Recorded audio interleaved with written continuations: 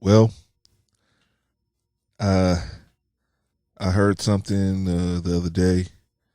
Well, I heard it today actually, and I've heard it before, but today was the first time I heard it in a minute.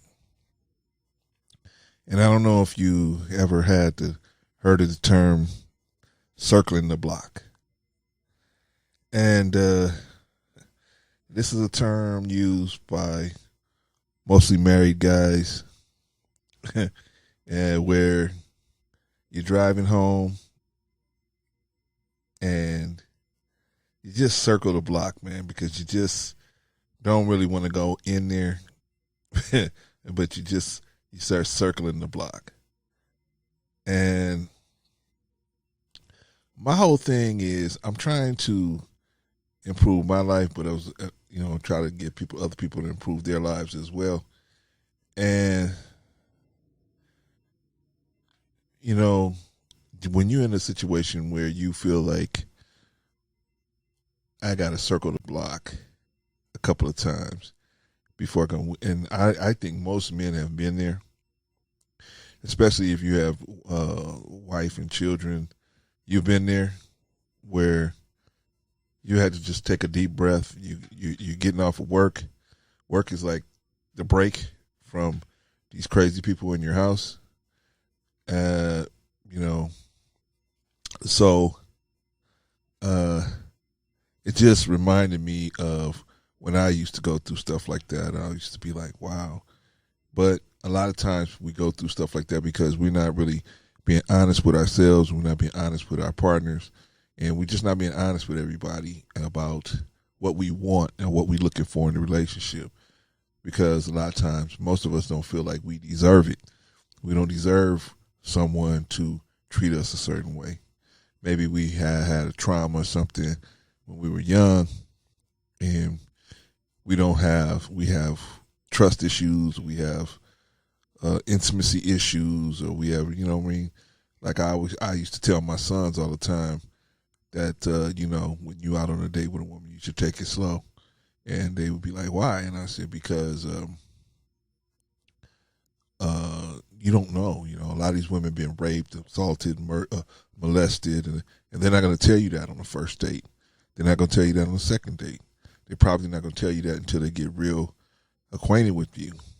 But if you make a move too fast, they may interpret it as something, not a situation that's not safe for them. They don't know you just got hormones raging. They may interpret it as the situation not safe for them, and a misunderstanding can occur. Amen. A misunderstanding can occur, and then next thing you know, she walks away from you, you walk away from her, and you guys end up possibly could have been a good couple, but the breakup. How many people have broken up over a misunderstanding, and a baby comes in the middle of that breakup, right? Dwayne Wade, Gabrielle Union, right? You know what I'm saying? It's a misunderstanding, and then the break, and then the baby, then there's a baby from a whole other person comes, is in the picture now, right? So that is not an ideal situation. What we want is, you can't control another person. Other people are gonna get upset. They're gonna get angry. You cannot control that. There are gonna be misunderstandings.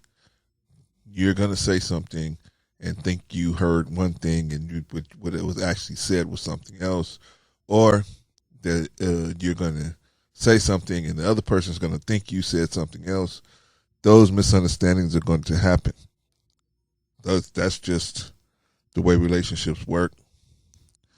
But what you don't want is misunderstanding to get so volatile that it creates this rift where you don't even want to go home, because that's telling you something. When you don't really want to go home, it's time to start making some decisions. Either you're gonna clean up the situation or take a break, or you got to start making some moves, because every day that you don't do anything about that, and you have children there, you're creating situation that you're creating a situation where children are going to be put in a situation where they can't make a decision, or their mind is going to be twisted, right? The one thing that twists a child's mind more than anything, well, that's the thing that's more traumatizing to a child than almost anything outside of a physical assault is conflict between the parents. Conflict between the parents is the most damaging thing that can happen to a child, because it creates a disturbance in the flow of the thinking of the child or children. Why does conflict between the parents create this disturbance? Because in a child's mind, you have two parents, and those two parents are two halves of a whole. And in a child's mind, I trust everybody on this whole. This whole I trust, right? So trust and the whole go together. Well, when you have conflict, now you have the whole breaking up. That's one part of it, right? But when it breaks up, you understand there's no safe place for the child to jump. It's like being on a raft that breaks apart, and they can't stand on the mother's raft. They can't stand on the father's raft, piece of the raft. They just have to fall into the water. So they have to make a decision. They have to make a decision, and they don't have the information to make a decision, a proper decision. They don't have the information to make the proper decision, because the parents know what they're arguing about, but the children don't know how deep the root goes on this. So here's the problem. The children, whenever there's conflict between the parents, the child has to make a decision. One of these people is wrong. Therefore, I cannot trust one of these people at any moment in time. See, before, I can trust either one of these people at any moment in time. Now, when this conflict comes, now, both of these people can't be right. See, they got enough sense to know that. Two people can't be right at the same time about the same thing and be in a disagreement. That's mathematically impossible, right? So one of these people has to be wrong. And I love both of these people, but one of these people is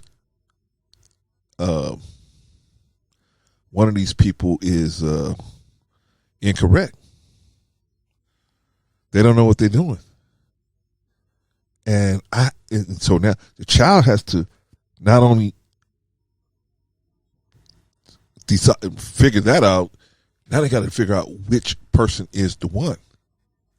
Which parent is the incompetent one? That's the thing. Every now and then they'll figure it out. But here's what happens most times. Most of the time, the child will say, you know what? I can't decide who's wrong.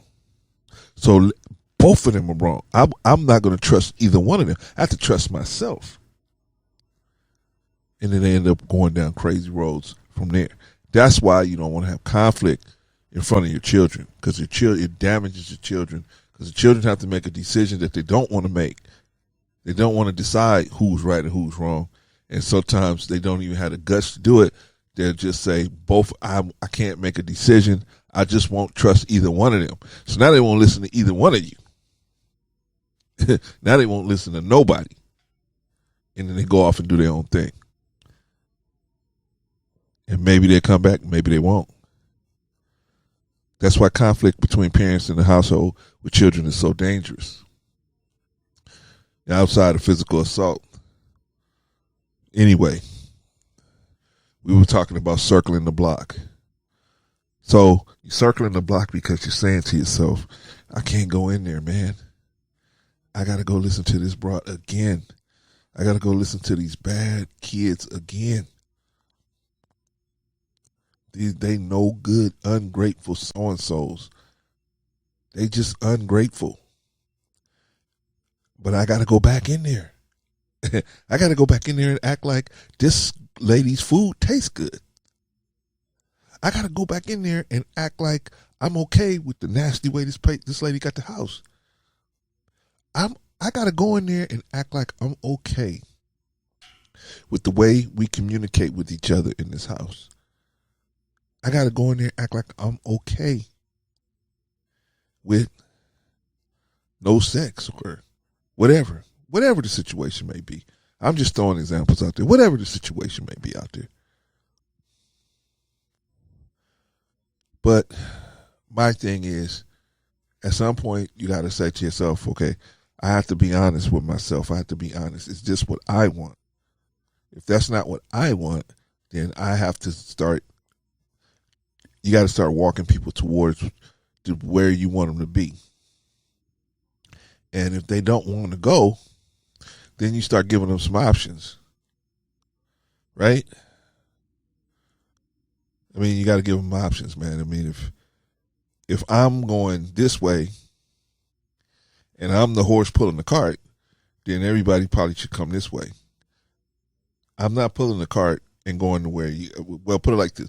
This was always my philosophy, and it got me in a lot of trouble, but it saved me a lot. My philosophy was always, if you can't outproduce me, then I'm not gonna follow you. If you can show me where what you're telling works, maybe it ain't you, maybe you didn't do it, but maybe you can show me how it worked with somebody you know or some other in another situation, I'll consider it. But if you are telling me something that doesn't make sense to me, I'm going to go with me. That was always my philosophy. Got me in trouble a lot. You're not the only person that can think around here. I know that. But, you know, if I'm the one that's, if this thing all falls apart, I'm going to be the one called and asked to put it back together again. So, excuse me. In that situation, in that light, that's a lot of responsibility. That's a lot of responsibility for one person. So, you know what I mean? I'm going to listen to me, especially when it comes to big things, cars, houses, finances, retirement accounts, stuff like that. I'm going to listen to me. But that was my perspective. Now, a lot of time, I don't regret, but I probably could have taken a little better time to listen to other people. But my thing was,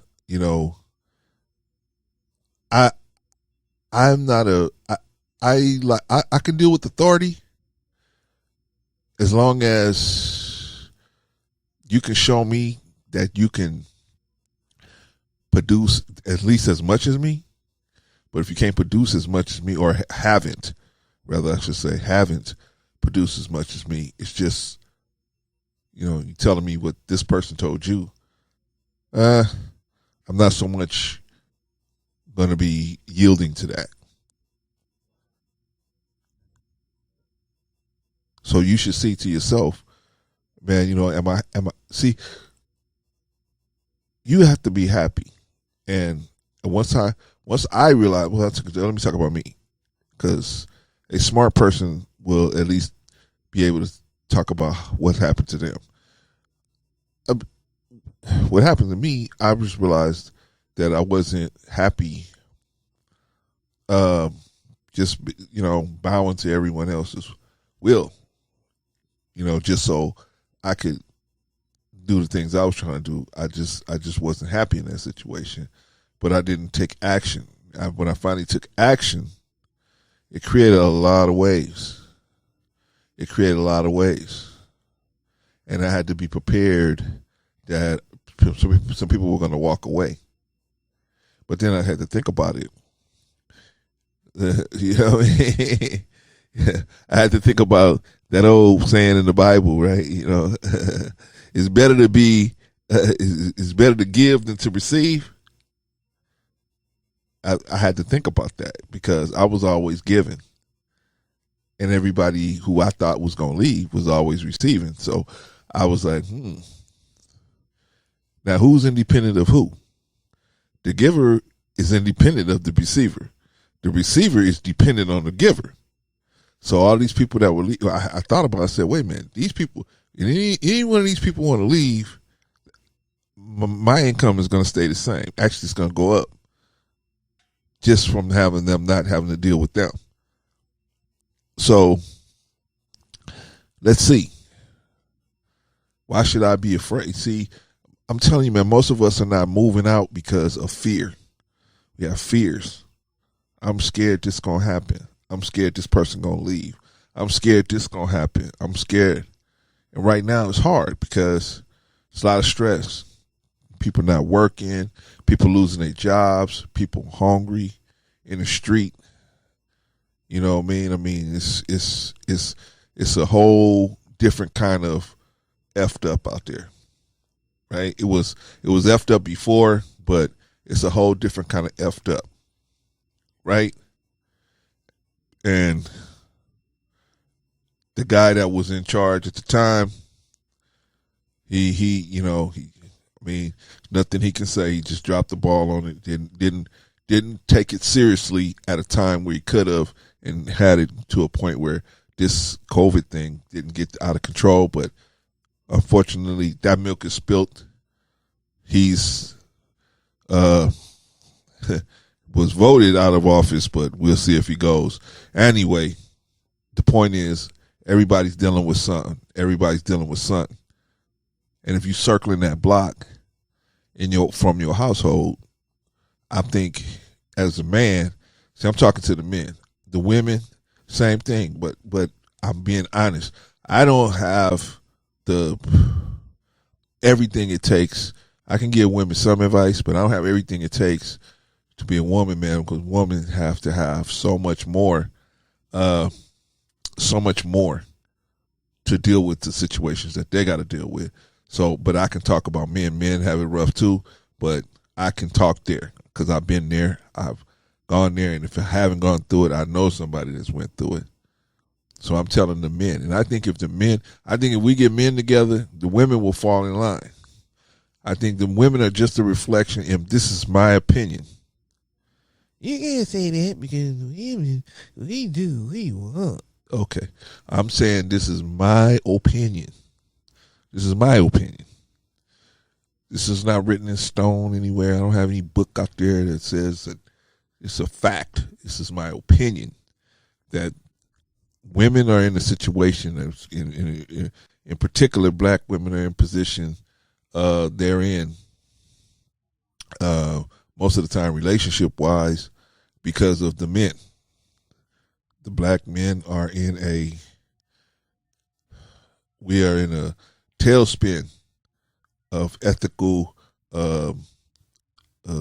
disaster, and we don't really we are hypocrisy to the nth degree on a lot of levels, all of us, and we don't hold each other to a standard. Generally, we don't hold each other to a common standard, a universal code of conduct. We don't have that because we just feel like it's more important for us to get girls, and if for us to act the way we act is to get girls, that it gets girls, we'll let it happen like that. So we are letting our ethics and our morality go the wayside. I'm not saying we got to be perfect, but we should at least have a standard so when somebody steps over the line, we can hold each other accountable and say, hey, brother, no, you know, I know that's your wife, man, but you can't punch your wife in the store here. We ain't going to let you do that.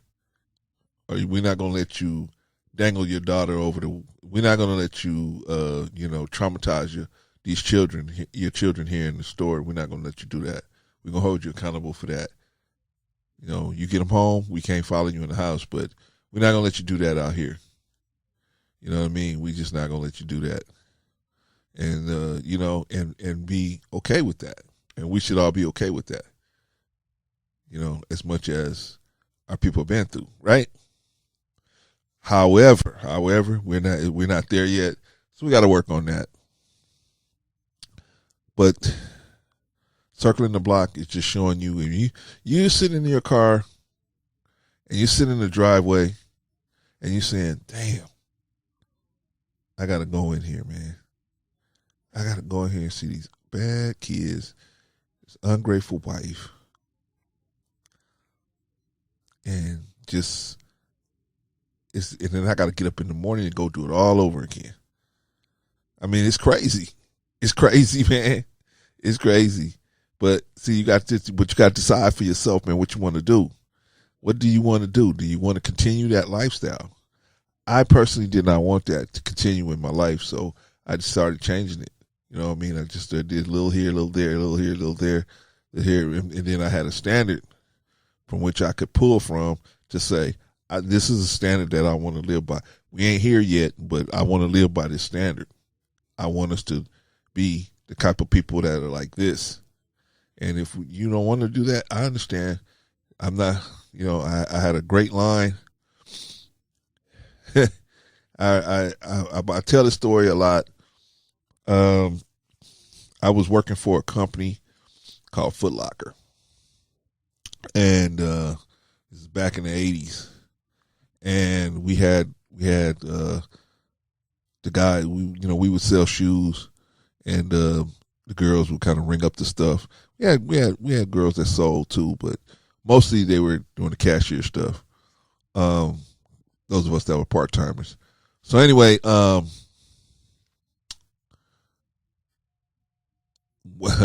of the girls at my store had these really long fingernails, acrylic fingernails, right?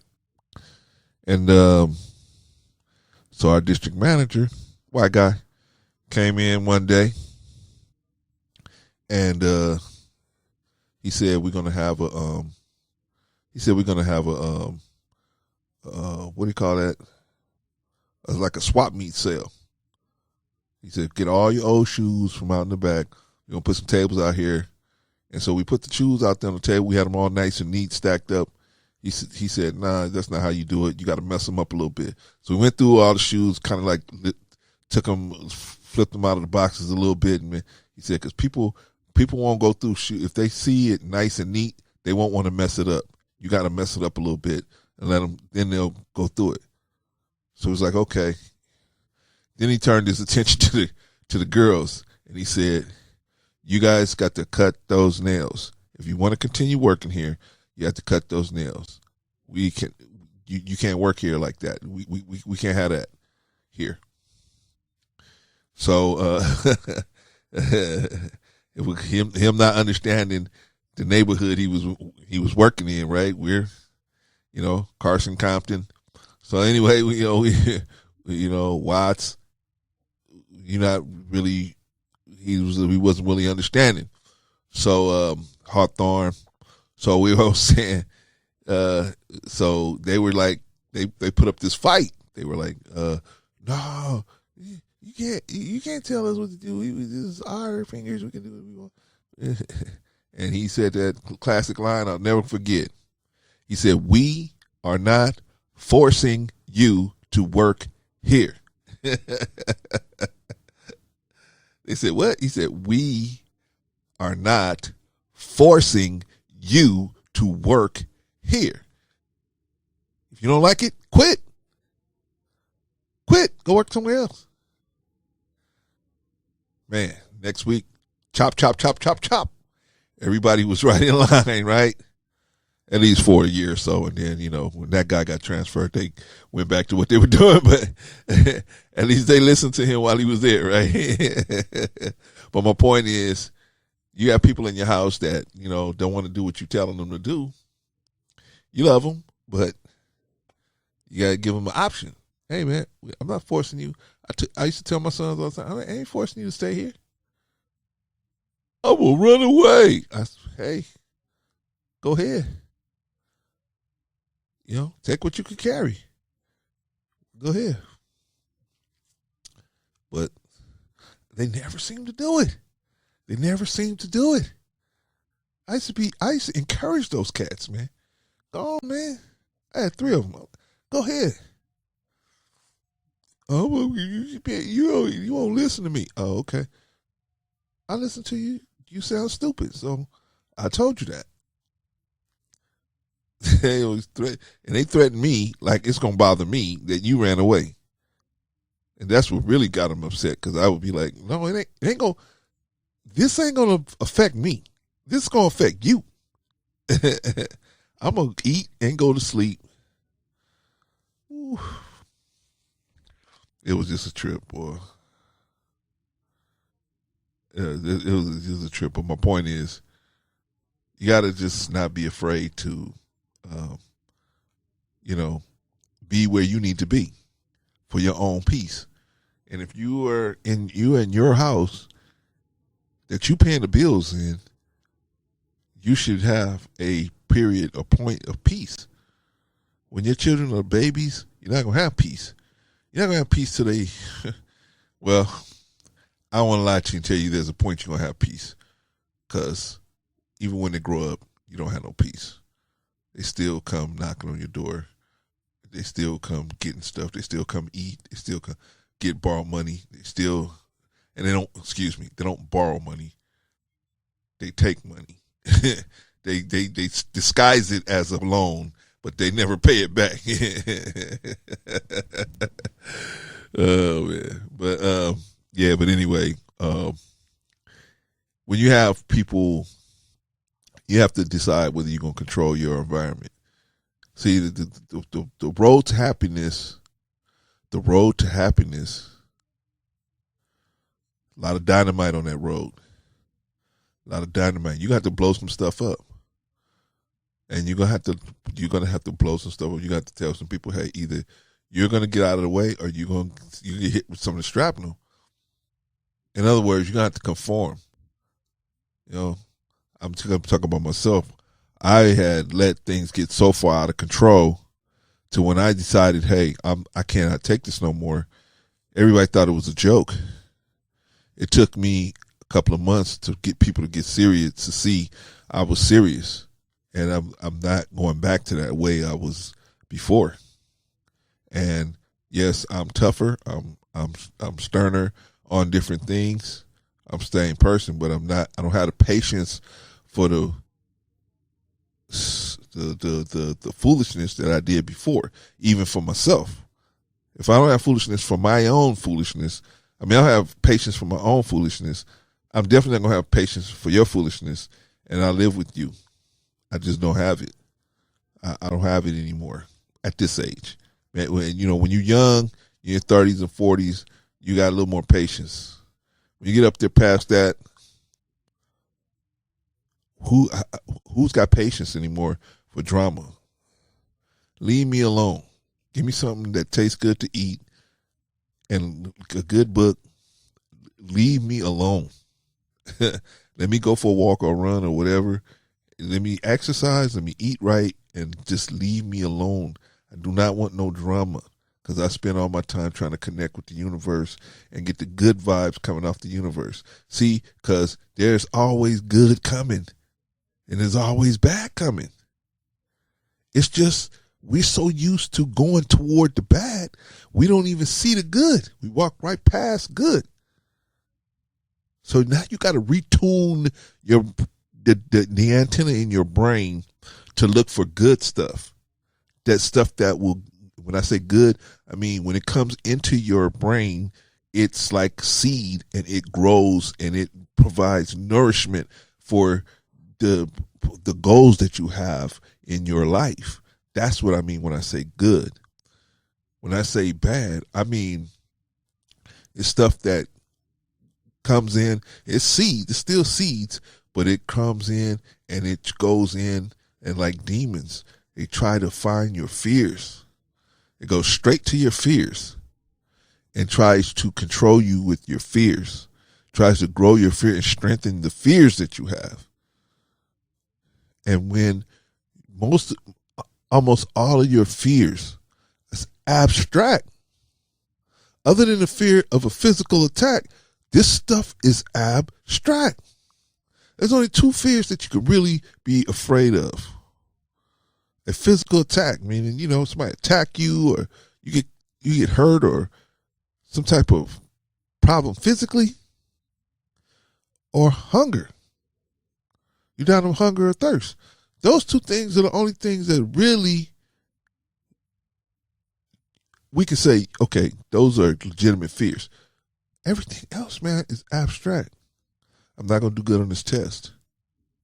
I'm going to lose this car. I'm going to lose this house. Those are abstract things. Those are things that can be replaced. Those are things that can be dealt with. It's when these people make your fears get so strong, man. The fear gets so strong, you're unable to think clearly and rationally anymore. People have fears and they can't think anymore. They can't think. When I say they can't think, I mean you can think, but you cannot rationally determine things properly anymore. That's what I mean. So I'm here. So, I don't want any one of us. I'm just trying to help you help yourself, because I can only give you advice. I can only tell you what worked for me and what worked for some other people that I know of. But ultimately, you got to grow the balls to do this, put this stuff into action. You got to say to yourself, what do I have to lose? What do I have to lose? I don't have the respect of my children. I don't have the respect of my women. I don't have the respect of anyone. What do I have to lose? What do you have to lose? So what you need to do is get out there and just take it one step at a time. See, you don't make no big change by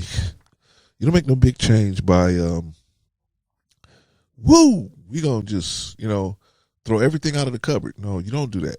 You take one thing, throw that out. You take the sugar, you get rid of the sugar. You take the grease, you get rid of the grease. You take the bread, the white bread, you get rid of the bread.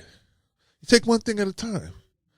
Because some people, every blue moon, there's a person that can clean their whole closet out, no problem. They can go straight from eating burgers and fries to a vegan lifestyle. They can go straight there, no problem. No problem, right? But most people are not like that. Most people, they got to their body take time to adjust. If you take them off of something and you clear the whole closet out, they're just going to put everything back.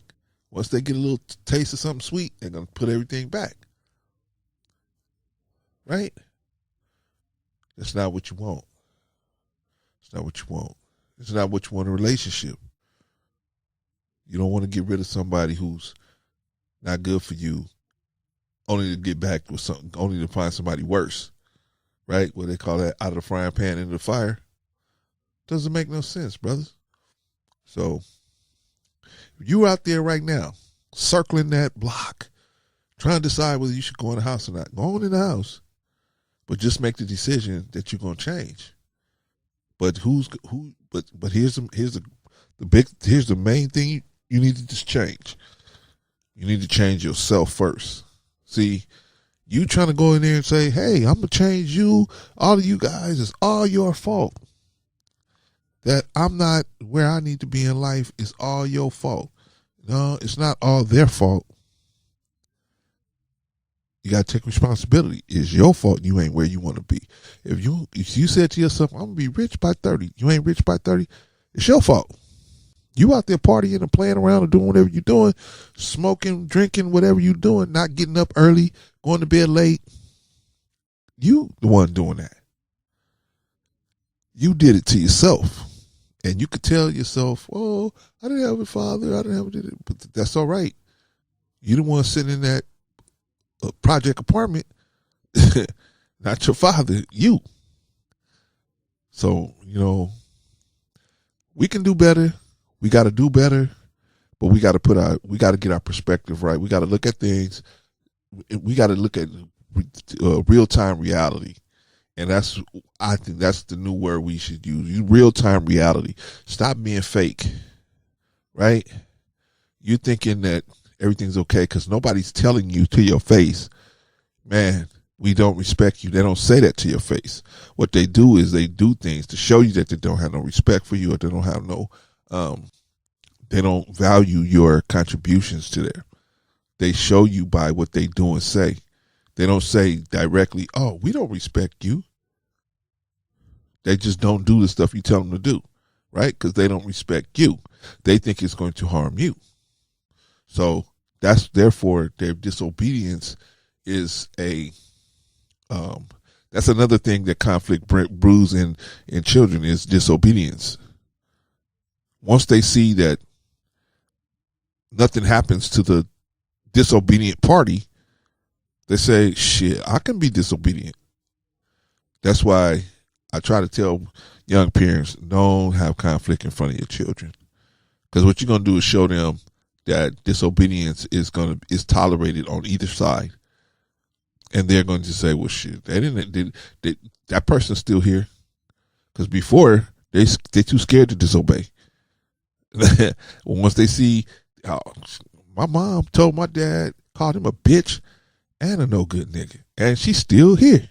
She's still alive and well. What's it gonna matter if I just don't be home at 5 o'clock like he told me to, or she told me to? What's the difference? What difference is it gonna make? And you don't want the mentality to get into your children if you can help it. If you can help it, they're already gonna have influences from outside of the house. Man, you got a father? People used to tell my son, man, your father's in the house? Man, what's wrong with y'all? That's what they used to tell them. So, you're going to look odd trying to straighten your life out. You're going to look odd. You're going to look out of place, especially in your home, man. These people are not going to be happy with what you say. Remember, but I always use the example of Kobe Bryant. You have to be like that. You have to be that committed to getting your life back together, right? Kobe Bryant was an absolute animal. Just, that's the mentality you have to have. There is no. There is no. There's just, I didn't get it done today. I'm gonna get it done tomorrow. And if I didn't get it done tomorrow, I'm gonna get it done the next day. I'm going to get this done. It's going to happen. That's that. So anyway, you circling that, you circling the block, you sitting in the driveway, you got your hands on the steering wheel. Just make sure that you make the decision to change your life for the better in a positive way. And don't stop being scared. Go in there and take charge of your post and all type of property in view, and do what you're supposed to do to make your life. Because when you make your life better, you're going to make their lives better too. Because even if they leave, they'll understand at some point. They'll say, I get it now. I see why he did that. I see why he did that. He had no choice. His back was against the wall. They don't understand it now, but they will later. All right. Peace.